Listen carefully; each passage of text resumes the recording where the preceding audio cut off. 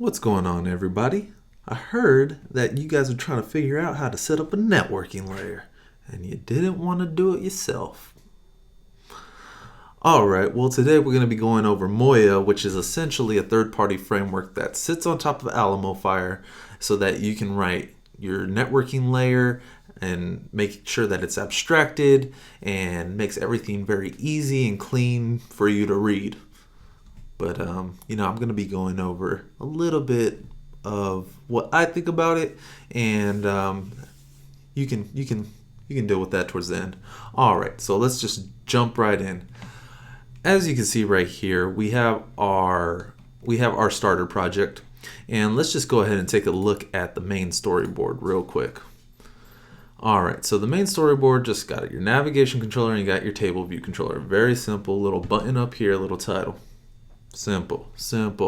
And if you guys are not familiar with doing networking requests, like using Alamofire or URL sessions in general, you should definitely learn that before you learn this.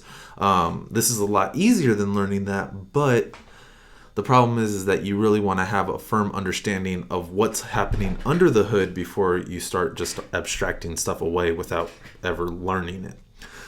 All right, so as you can see, we have an empty array of users starting off in our view controller, and you can see that a user object just simply has an ID and a name. Simple, right? Heading back over, we have a did tap. So when you press the little plus button, all that it's going to do is just going to create a Kilo Loco user. Simple as that. We're not going to add in a little alert controller right there. It's unnecessary, and it adds additional code that you don't need. So every time that I click that plus, it's just going to add another user called Kilo Loco in there. That's all you need to know. We're obviously doing the users.count. We're populating that cell with the cell's title with the user's name. Over here we do have did select. This is going to be when we select something, we're automatically going to just change the name of the user, and we're going to cover that a little bit later when we get there. But I'm going to show you guys how to do the create, read, update, and delete, and this is going to be the update part. When you select a row, it's going to update the name, and it's just going to say modified before the user's name, keeping it real simple for you guys. And then we have the delete, which is when you do the commit, when you commit an editing style of the delete, that's the only thing that goes through. And right now, obviously, it'll only print the user, but that will be how we delete our objects. So we're going to go over how to create a user, read those users, update those users, and delete those users using Moya, just so that you guys can kind of see how Moya is structured, and you don't have to worry about any oh well, what about this, what about that. This is a perfect way for you guys to get up and running. So let's just start getting up and running. So the first thing that we need to do is we actually need to open our Cocopod, or we need to add Cocoapods to this project. So let's go ahead and do that real quick. All right, so we just simply created our, initialize the pod file, all that good stuff with the Cocoapods. And all you got to do is just say pod Moya. Oh man, that's so hard. That's what she said. All right, and then obviously we just install the pod, or we do pod install. All right, so as you can see, what Moya actually brings in is it brings in 3 different dependencies. It brings in its own project, it brings in Alamofire, and then it brings in this thing called result, which is essentially going to allow you to, I think they incorporate result as just the result handling, where it's a success and a failure. So it, like I said, abstracting a lot of that information away so that you don't have to handle it. And all this stuff is built in. You don't need to do import Alamofire or import results or anything like that. You just import Moya and you're ready to start working with it. All right, so now that we installed our pod, what we need to do is obviously work with the XC workspace, because when you do pods, or when you're working with Cocoapods, you need to work with the XC workspace. So all we're going to do is we're going to say open, and this project is called learnmoya.xc workspace, and we're going to open that bad boy up like so, and we're right back to where we need to be. All right, so now what we want to do is we're going to create a new file. And the way that I would approach Moya, and I don't use Moya, I write my own abstraction layers, but the way that I would do it with Moya is I would create separate services for each of the APIs that I plan on calling. So for each controller that you would have in your backend, I would create a specified service for that. So we're going to be working with users, so I'm going to have a user service. And if I had like comments, I'd have a comment service. So I would have multiple services, and you don't have to do it that way. You can put them all. You could just call it. You could call it data service and just put everything in there as well. You know, it's really up to you on how you like to organize your code, but this is the way that I would do it. So we're going to create a new Swift file, and this is going to be. This is just going to be called user service.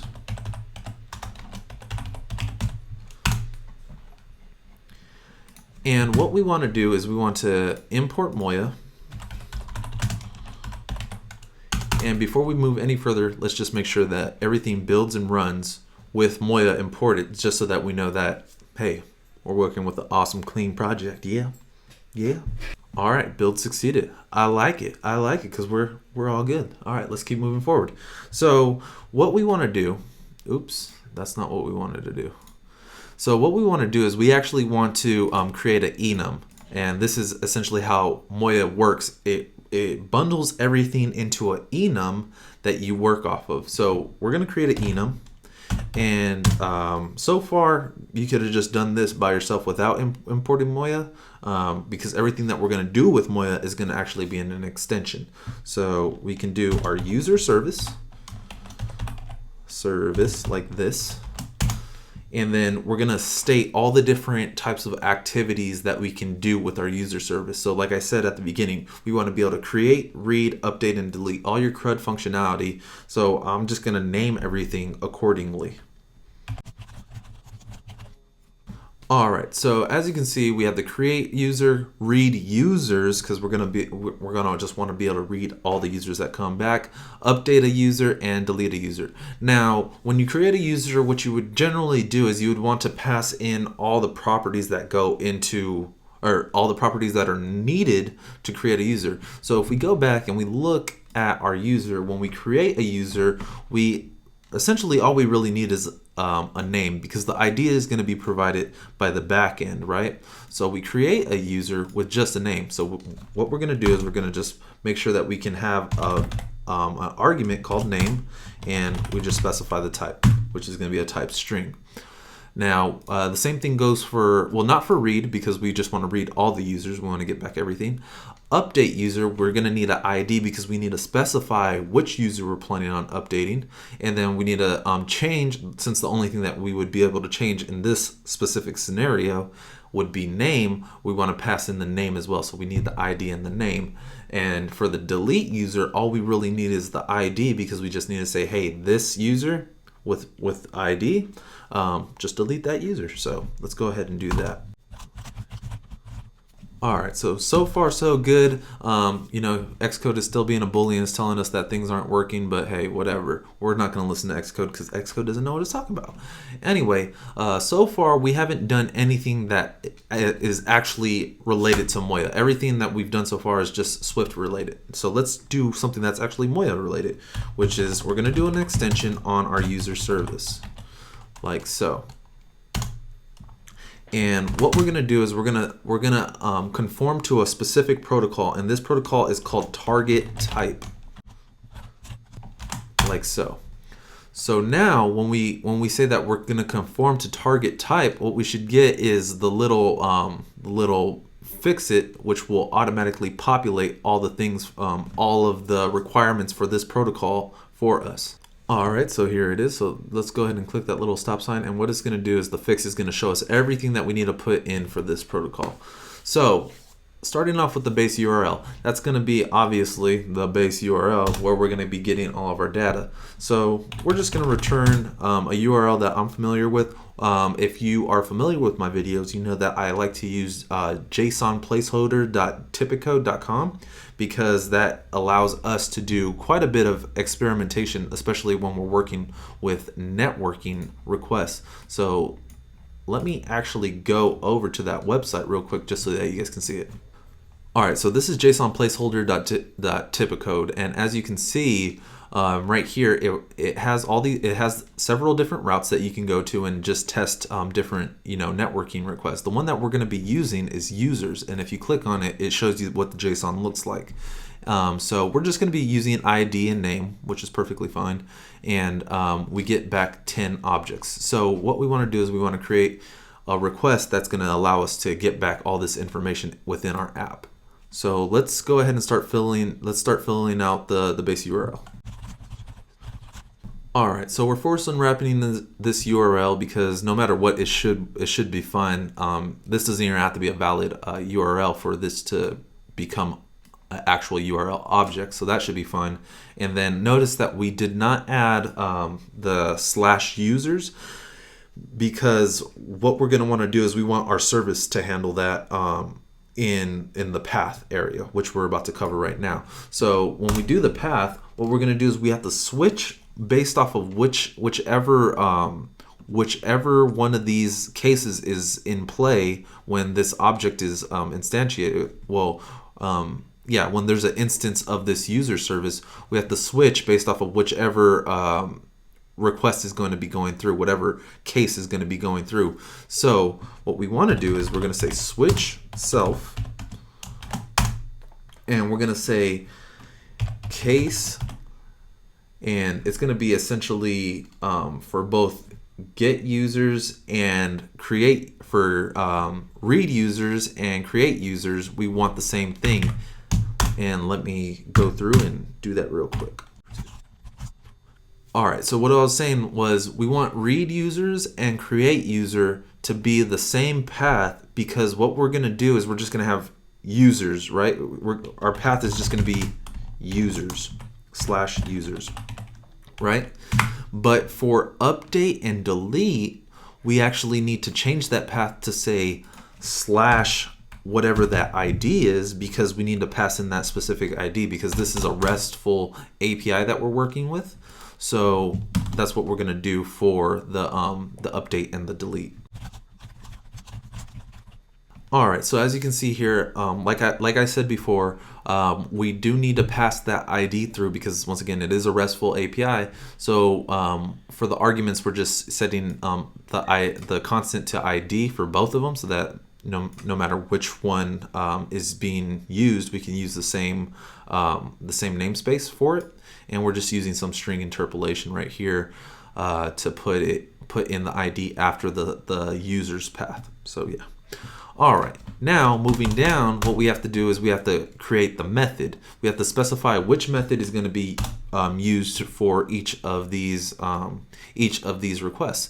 So what we want to do is, once again, we're going to switch on self, because when we're passing in one of these user services, once again, it depends on whichever one's being used. So we're saying, hey, if it's create users, well, guess what? The path is going to be users. If it's update user, then it's going to be, users /ID, and the method is going to be .put or something like that. So that's.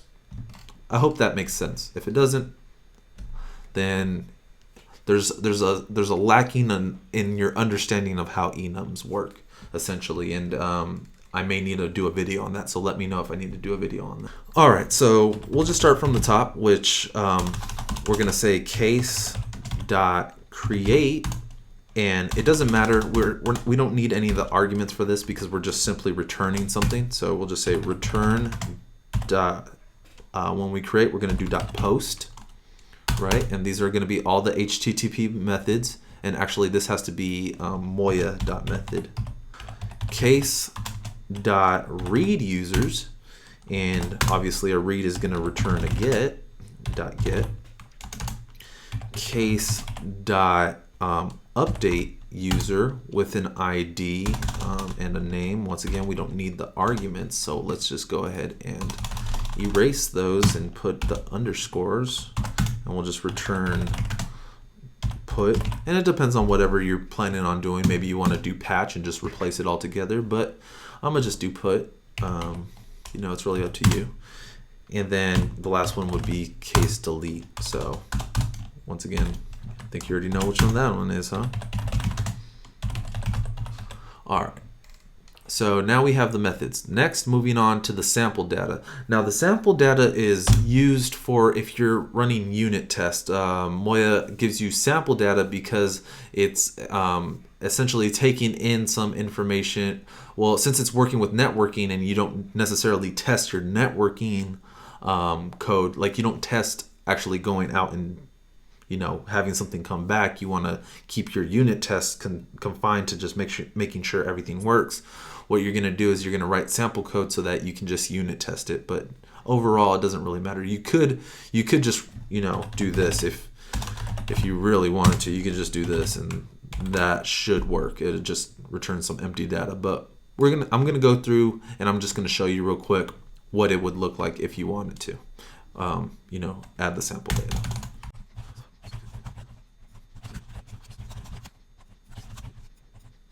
All right, so as you can see here, the sample data, essentially what you're returning is just you're converting what the requests would actually contain. So you'd be sending it, and it would be in JSON format. You need to put this in JSON format.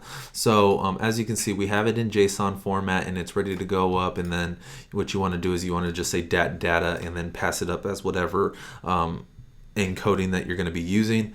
For the most part, you should just be using UTF-8, and there should be no problem. So I'm forced unwrapping it, and on top of that, this is just when you're working with unit tests, so it shouldn't be a problem. But yeah, and as you can see right here, since we're not going to be sending up any data when we do a GET request on the users, we're just returning an empty data. So yeah, this is what it would look like, but I don't think it requires further explanation. I think you guys got it. All right, so moving on. Second to last thing would be task, and the task is actually going to be how you pass your parameters through to your API. And the way that we're going to do that is, once again, we're going to go through the switch on the self, and there's two main types of requests that you're really going to be doing. You have your plain request, and then you have your parameter requests. So a plain request would be something that you don't need parameters for, which if we go back up here, read users obviously doesn't need any parameters, and delete users actually doesn't need any parameters because the ID is actually going to be part of the URI.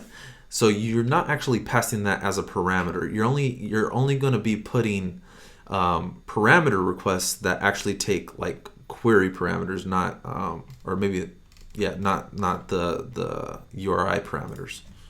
So let's go ahead and add those in real quick.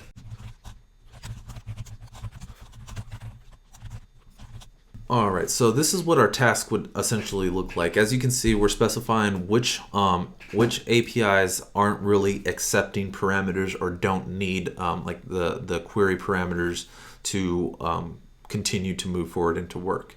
However, for create user, we do need to pass in a name, so the API is expecting a name to come back in order to actually create a user, or else you can't create a user without a name. And the same thing with update user. For update user, maybe it has a couple of different arguments that it would take in, or variables or whatever, but since our user is so basic, the only thing that you would be able to update is the name.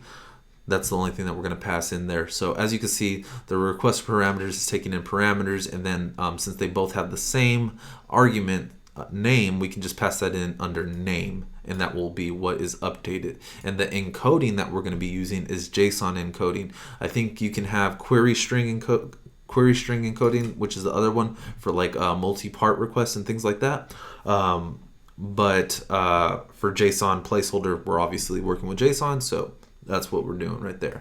And then for the headers, all of these are just going to be the same for headers in this specific scenario. If your APIs have different headers. Maybe they have like authorization, they're expecting different content type for whatever reason, then you can specify that information here. So authorization is the most common one, and then the content type I would say is the other most common one, and then any other headers that you'd put right here.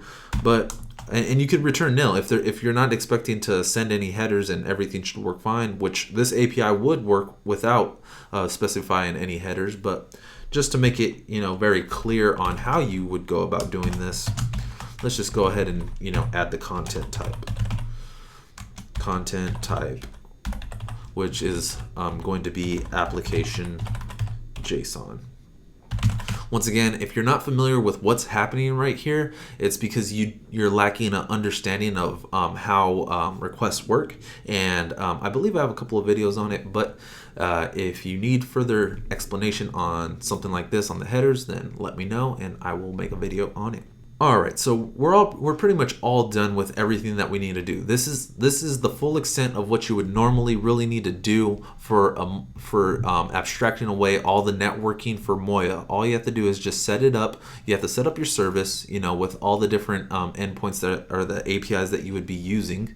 Make sure that it has conformed to TargetType and pass in all the information that you need to for each of the properties that it is asking for. So as you can see, it's essentially just creating a request. It's constructing your standard URL request, but it's breaking it down for you and giving you instructions step by step, kind of, by having TargetType and having it be done in a protocol so everything pops up for you to fill out accordingly. So you have your URL with your path that essentially makes up your API. You need to specify the method for the API.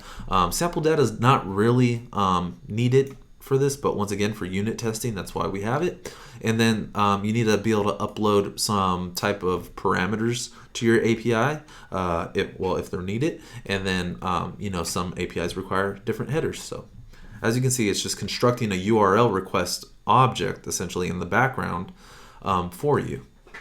I mean, and even then, Moya is not doing that for you. It's actually sending that information over to Alamofire, and that's doing all that stuff for you. So, yeah. But let's jump back over to a view controller and see how this would be implemented. All right, so the first thing that we need to do is we need to import Moya on anywhere that we're going to be planning on using this, because we need to use the provider type. So the provider type is essentially an object that works with the target type.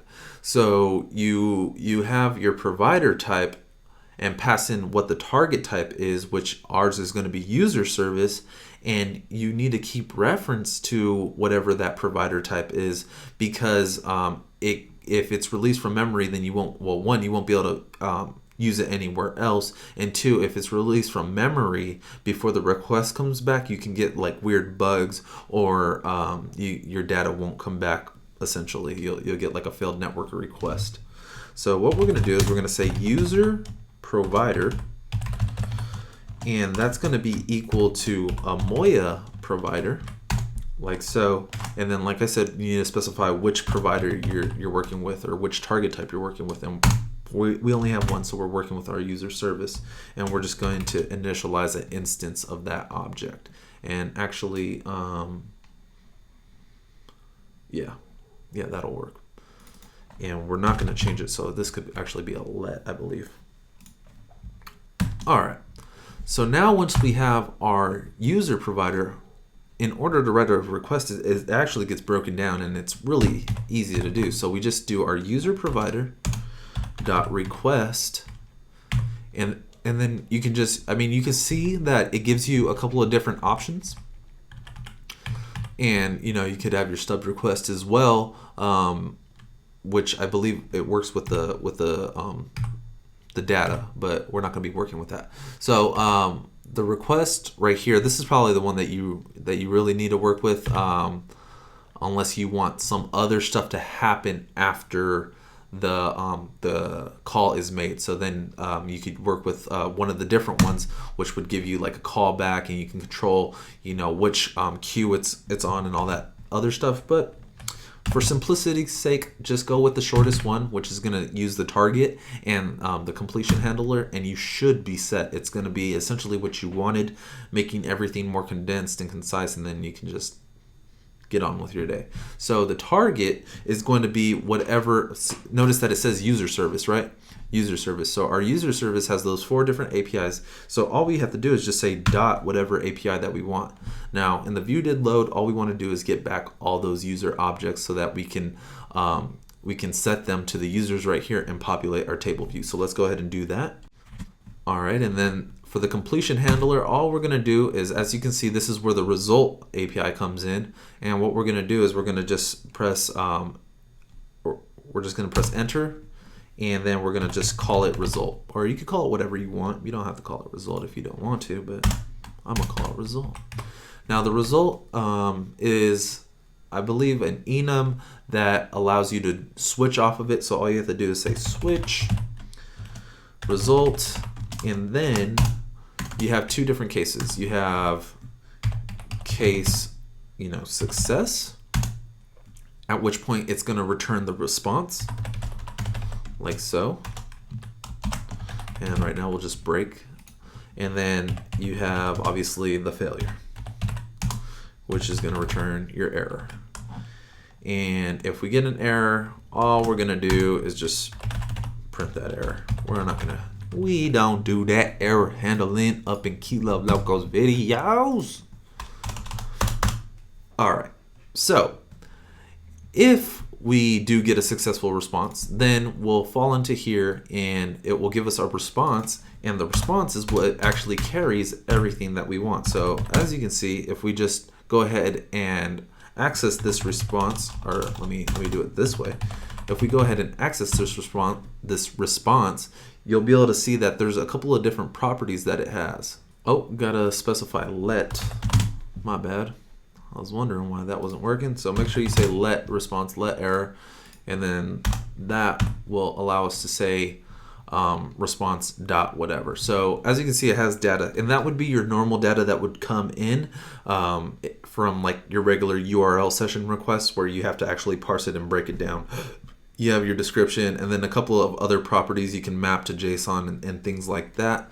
But we're going to be working with Codeable today, so we're not really going to work with that. But let's break this down just so that we can see the JSON coming back. So I'm just going to do a JSON serialization and then print out that JSON real quick. All right, we're getting real nasty with it by force unwrapping that try. I hate doing that, but trying to keep it short, trying to keep this video as short as we can get it. And I don't feel like unwrapping it with all that do catch blah blah, and it makes everything look uglier. Unfortunately, we're gonna skip it today, but yeah, let's see what happens.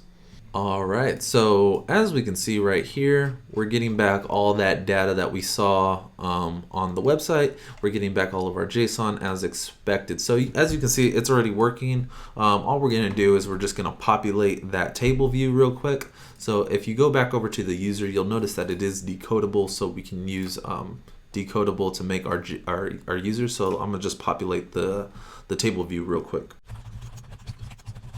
All right, so as you can see, we're using a lot of non-great practices. We're not using weak self or we're force unwrapping stuff, but hey, you guys do it the right way. I'm just doing it to show you how stuff works, how Moya works.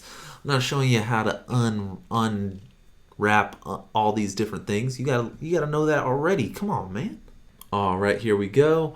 And as you can see, bam, populated, nice and working. So right now, we got it working, but what we need to do is we still need to do the add, because as you can see, it's only printing.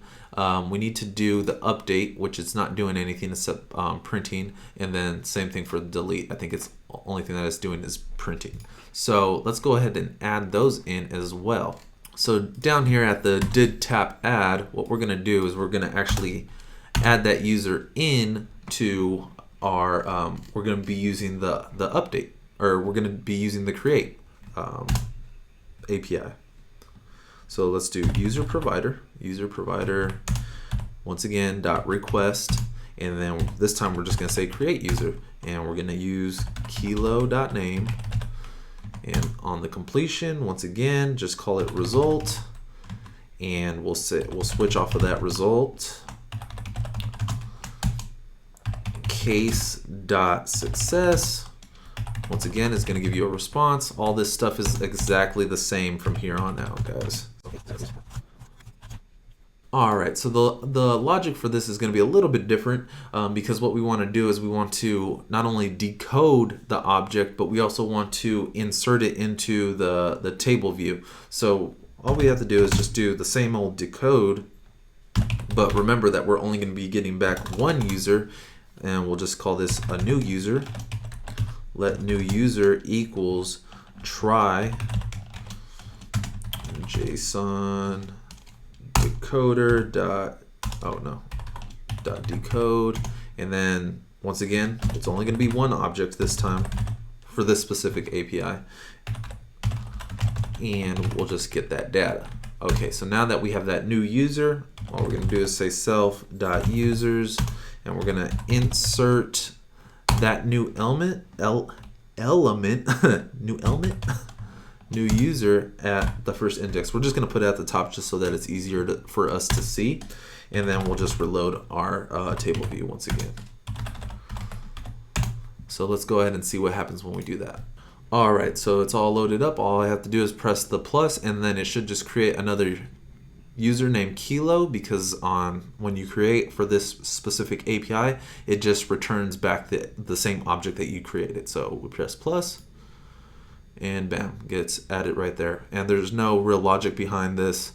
So if I just keep doing it, it's just going to keep making that request, sending it out, and then bringing it back down. All right, moving on to the update. Once again, it's going to be in the did select. Once we just tap it, all it's going to do is going to add modified in front of the name. So I'll do that real quick, and we'll test it out.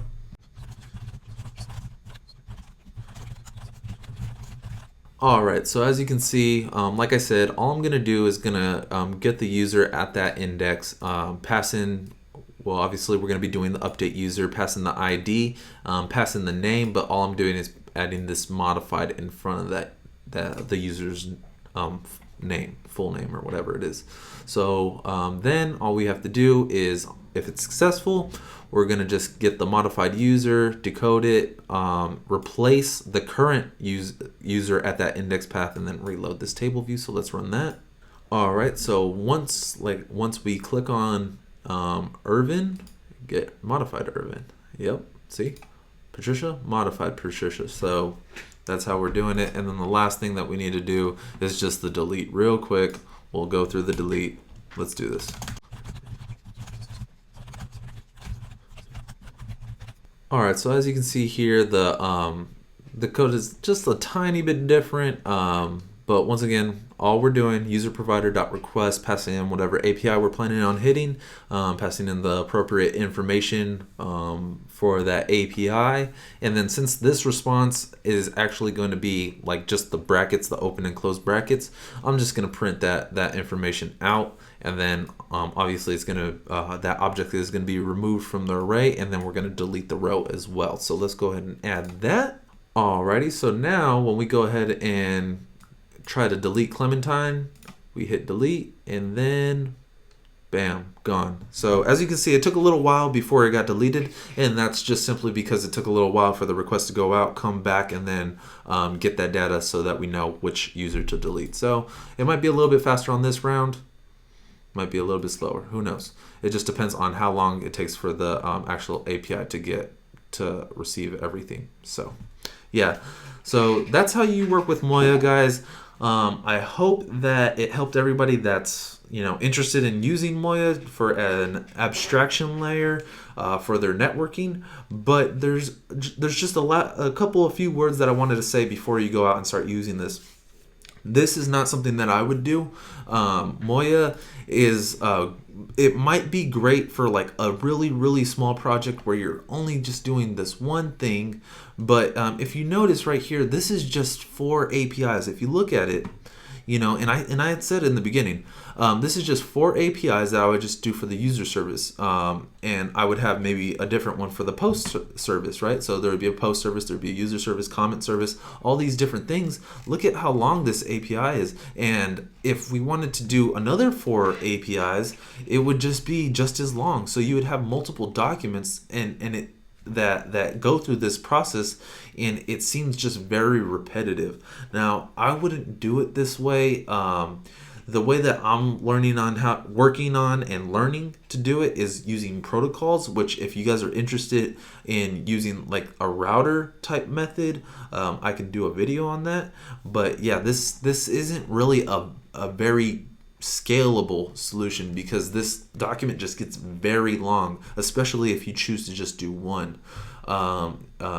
If you choose to just do one provider instead of, or one service. You see how we have user service? If you just said data service and it was handling everything, it would just be very tedious, and you'd have to go in, choose specific conditions. Like, for each of these, you wouldn't want to do like, 100 different APIs, and then it gets like it just becomes really unscalable. I mean, it would work. It's just it's not clean, in my personal opinion. It's not as sexy as it could be, which protocols offer a sexier solution. And like I said, if you want that video, then just let me know that you want that video. But yeah, that's one way that you can abstract it. Also, like I said, if you don't have a full understanding of how URL session works and how Alamofire work, then I would say definitely go through, learn URL session, learn Alamofire before you jump on this, because I don't want you to just get tied into working with Moya and think that's like the end all be all. It does everything for me. I don't have to think about networking and stuff like that, because it's very important for you to really understand how networking works. So just keep that in mind. If you want to use Moya, by all means, it's out there. It's helping a lot of people. It's production ready and everything. It's it's a good solution if that's what you want to do and that's how you like to build up your networking layer. That's fine. It's all personal preference, but I'm just saying, like, these are my concerns with it, and that's why I don't use it. So yeah. But yeah, if you found this video helpful, make sure you leave a thumbs up. And if you want more content like this, I'm putting out daily content now, guys. I'm putting out more tutorials, more devlogs. I'm doing more live streams, all of that good stuff. So if you want to be on top and hear and get all this information, make sure that you subscribe. And if you really want to be on top of it, you could get the notification little bell icon, but that's up to you. If you're interested in having a conversation or you have a code related question, I would prefer you to ask on Twitter as opposed to asking here in the comments, because I answer my comments on YouTube through my phone, and tracking a conversation on YouTube is very hard on the phone. So definitely reach out to me on Twitter if you do want to leave a comment, like if you just want to say thanks, or if you want to just have like a yes or no type of answer, then I can do that on YouTube. That's easy. Lastly, if you're interested in my day-to-day life other than the devlogs, what I do is I post some stuff on my Instagram sometimes, so feel free to follow me on that. But overall, thank you guys for your time. I hope you found this video informative, and above all else, make sure keep coding passionately. See ya.